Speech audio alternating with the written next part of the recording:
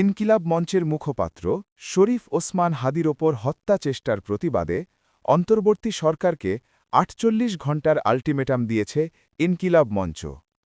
শনিবার দুপুরে রাজধানীর শাহবাগে আয়োজিত বিক্ষুব্ধ নাগরিক সমাবেশ থেকে এই আল্টিমেটামের ঘোষণা দেওয়া হয়।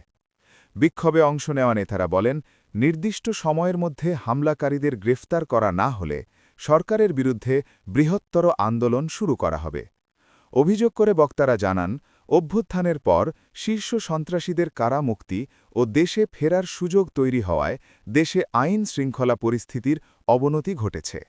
তাদের ভাষ্য অনুযায়ী এরই ফলশ্রুতিতে প্রকাশ্যে দিবালোকে শরীফ ওসমান হাদির ওপর হত্যা চেষ্টা চালানো হয়েছে। সমাবেশে বক্তারা আরও বলেন, আদর্শের দিক থেকে অনেক হাদি জন্ম নিলেও যোগ্যতা ও নেতৃত্বে ওসমান হাদি হওয়া অত্যন্ত কঠিন। তার ওপর হামলা মানে একটি প্রতিবাদী কণ্ঠকে স্তব্ধ করার অপচেষ্টা।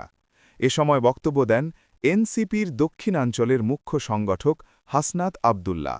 তিনি বলেন, বাংলাদেশে কোনোভাবেই ভারতীয় আধিপত্য ঢুকতে দেওয়া হবে না, তা বুদ্ধিজীবী কিংবা টকশোজীবী যে কোনো রূপেই আসুক না কেন।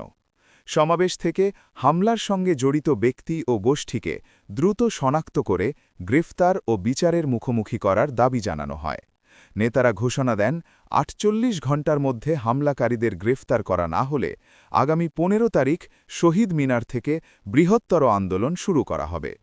সমাবেশ শেষে শাহবাগ থেকে একটি বিক্ষোভ মিছিল বের করা হয়, যা ঢাকা বিশ্ববিদ্যালয়ের টিএসসি এলাকা প্রদক্ষিণ করে।